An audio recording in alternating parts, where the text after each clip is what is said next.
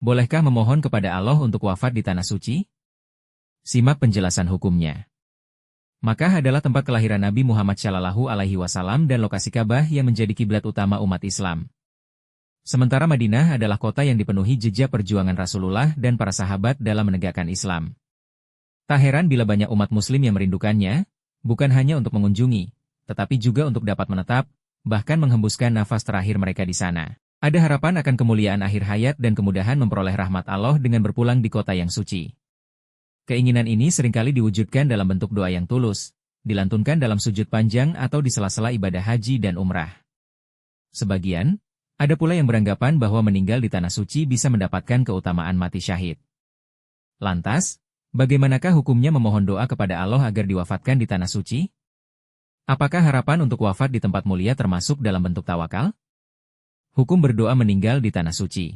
Mengutip dari laman Muslim.or.id, terdapat ulama yang berpendapat hukumnya sunnah berdoa meninggal di tempat yang mulia dan tanah suci Mekah dan Madinah termasuk tanah mulia. Salah satu dalilnya adalah perintah Nabi Muhammad SAW agar mendapatkan keutamaan meninggal di Madinah yang merupakan tanah suci. Rasulullah SAW bersabda, "Barang siapa yang ingin mati di Madinah, maka matilah di sana. Sesungguhnya aku akan memberi syafaat bagi orang yang mati di sana." Hadis riwayat Ahmad At-Tirmidzi. Akan tetapi meninggal di sini bukanlah meninggal yang diusahakan sendiri, misalnya sengaja membuat dirinya sakit di Madinah, sengaja kecelakaan di Madinah atau malah bunuh diri di tanah suci, akan tetapi kematian yang alami sesuai dengan takdir Allah. Hendaknya ia sabar hidup di kota Madinah dengan segala cobaannya. At-Tibi berkata, perintah agar meninggal di Madinah bukanlah dengan usahanya sendiri, tetapi kembali kepada Allah, sesuai dengan takdir Allah. Hendaknya ia tetap bertahan tinggal di Madinah dan berusaha tidak meninggalkannya. Tuhfatul Ahwadzi 10.286. Hal ini selaras juga dengan penjelasan An-Nawawi. Beliau berkata, para ulama menjelaskan bahwa hadis yang disebutkan tentang kota Madinah, pada bab sebelumnya menunjukkan dalil yang jelas tentang keutamaan tinggal di kota Madinah dan bersabar atas ujian dan kesusahan hidup di kota Madinah. Keutamaan ini berlaku terus-menerus sampai hari kiamat.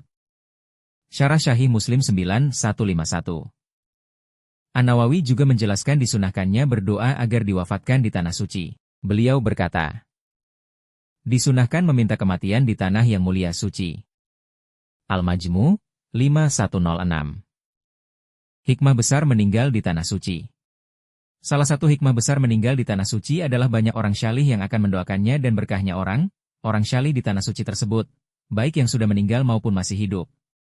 Apakah akan mendapatkan keutamaan mati syahid? Untuk hal ini diperlukan dalil untuk menyatakan mereka yang meninggal di tanah suci, atau sedang melakukan ibadah haji, akan mati syahid. Dalam hal ini tidak ada dalil dan nas tegas yang menyatakan demikian. Dalil yang ada adalah mengenai keutamaan orang yang meninggal ketika sedang melakukan haji dan umrah, akan mendapatkan pahalanya sampai hari kiamat. Perhatikan hadis berikut, barang siapa keluar untuk berhaji lalu meninggal dunia, maka dituliskan untuknya pahala haji hingga hari kiamat. Barang siapa keluar untuk umrah lalu meninggal dunia, maka ditulis untuknya pahala umrah hingga hari kiamat. Dan barang siapa keluar untuk berjihad lalu mati, maka ditulis untuknya pahala jihad hingga hari kiamat. Hadis riwayat Abu Ya'la. Lihat Syahih At-Targhib 1114. Apabila jamaah haji meninggal di kota Madinah, ia akan mendapatkan syafaat dari Rasulullah Shallallahu Alaihi Wasallam. Perhatikan hadits berikut. Tidaklah seseorang sabar terhadap kesusahannya, Madinah, kemudian dia mati, kecuali aku akan memberikan syafaat padanya, atau menjadi saksi baginya pada hari kiamat. Jika dia seorang Muslim, hadis riwayat Muslim.